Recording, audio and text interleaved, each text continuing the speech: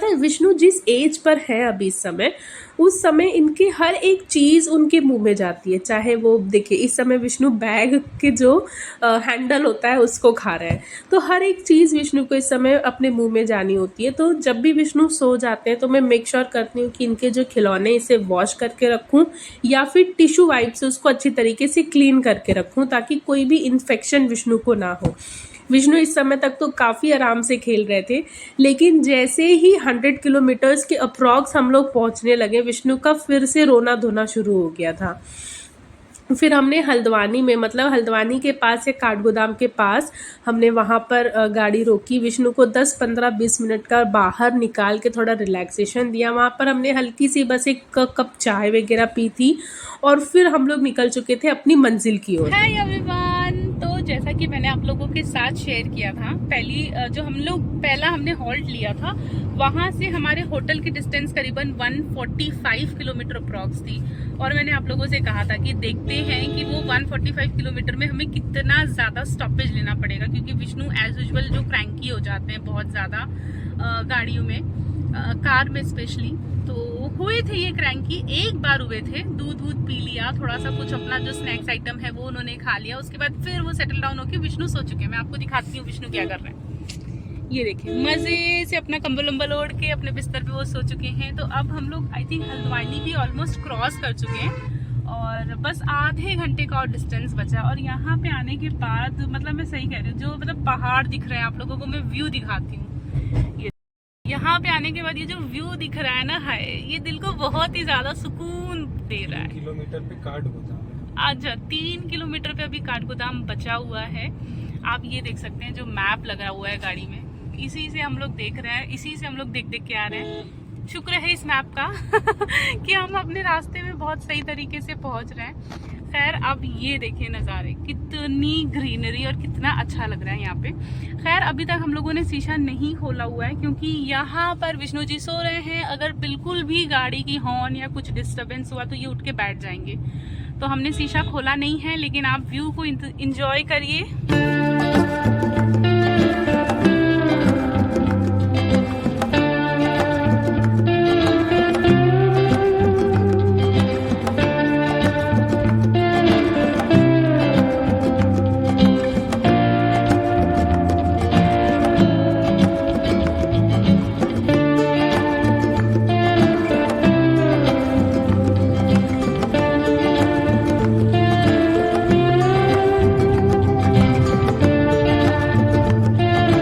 जैसे जैसे हम लोग पहाड़ों के ऊपर बढ़ने लगे, मतलब कि नैनीताल के पास पहुंचने लगे, वैसे ही देखिए बारिश शुरू हो गई। और ये बारिश साथ में बादलों का नीचे आना, ये ऐसे लग रहा था ना कि मतलब सोचिए कि हम जैसे स्वर्ग में आ चुके हैं। बहुत ही ज़्यादा इंजॉयमेंट वाला मूवमेंट ये लग रहा था कि सुकून दे रहा था आँखों को, दिल को, दिमाग को, हर एक चीज़ को। और जो बारिश होने के बाद जो मिट्टी की खुशबू आ रही थी, ऐसा लग रहा था कि मैं नाक में भर लूँ पूरी और उसे अपने साथ काफ़ी समय तक रखूँ, बट स्टिल ये पॉसिबल नहीं था। व्यू भी इतना ज़्यादा सुहाना था, ऐसा लग रहा था कि आँखों में छप जाए, लेकिन कुछ भी पॉसिबल नहीं था। जब तक आप आते हैं, जब इसे एंजॉय करते हैं तब तक, उसके बाद धीरे धीरे ये जितनी भी यादें हैं सब आपके साथ से जाने लगती हैं। तो कोई भी चीज़ को अपने पास रख पाना परमानेंट टाइम के लिए पॉसिबल नहीं है, बट ये व्यू और ये मौसम इतना ज़्यादा सुहाना लग रहा था कि इसी मौसम के साथ धीरे धीरे हम लोग पहुंच चुके थे अपने होटल में। सबसे पहले जाके हम लोगों ने चेक इन की, और जैसे ही हमने चेक इन की तुरंत हम लोगों ने ऑर्डर किया खाना, क्योंकि हम जब पहुँचे थे वो अप्रॉक्स 3-3:30 बजे का टाइम था। खाना हमारा आ चुका था, हम खा रहे थे, और जैसे ही हमने खाना स्टार्ट किया, हमें बिल्कुल भी अंदाज़ा नहीं था कि इस होटल में जो टॉप वाला फ्लोर है वहाँ पे बहुत सारे बंदर आते हैं। और आप ये देखिए बंदर किस तरीके से झाँक रहे हैं, हमें बिल्कुल भी अंदाज़ा नहीं था। ये एक सिचुएशन हमारे लिए सरप्राइजिंग थी, क्योंकि नीचे आप देख सकते हैं तो हमने एक रूम ही ऐसा हमने बुक किया था जहाँ पर प्ले एरिया हो, विष्णु खेल सके। लेकिन उन बंदरों के कारण थोड़ा सा डर लग रहा था, ऐसा ना हो कि बंदर विष्णु को काट ले या हम में से किसी को काट ले और हम इंजर्ड हो जाए। तो काफ़ी डर लग रहा था, लेकिन खाना वगैरह फिनिश करके ये देखिए हम नीचे चले आए थे विष्णु को खिलाने के लिए, क्योंकि हमने जो है कि होटल में रिसेप्शन पर कॉल करके बोला था, तो उन्होंने हमें बताया कि आप थोड़ी देर बाद जाइएगा और बंदरों को बिल्कुल भी कुछ मत दीजिएगा खाने के लिए। अगर आप एक बार देंगे तो वो बार बार आप लोगों के पास आएंगे। और हमने यहाँ पर होटल के रिसेप्शन से एक बंदे को भी बुला लिया था कि भैया आप आइए और आप हमारे साथ एटलीस्ट 10-15 मिनट खड़े रहिए, देखिए, ताकि बंदर दोबारा से इस तरीके से ना आए। और बंदरों का ये था ना कि वो टोली बना कर आ रहे थे, पूरे एक साथ 15-20 बंदर, उनके साथ उनके छोटे छोटे बच्चे जो कि उनके साथ चिपके हुए थे। और यहाँ पर हम लोग रेडी हो गए थे नाश्ता पानी करके थोड़ा सा मॉल रोड घूमने के लिए।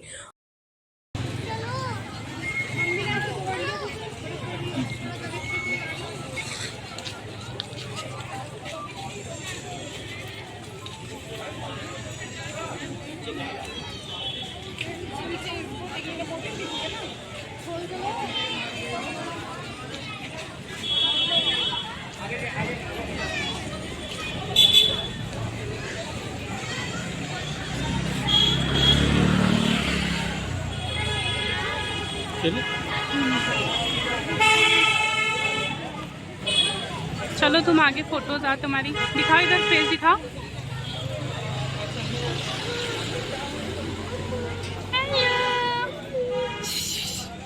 विष्णु,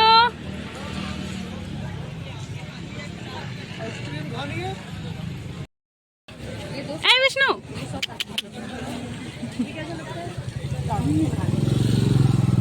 ये वाली कितनी 200 की है? एक बार और लगाइएगा इनको जरा।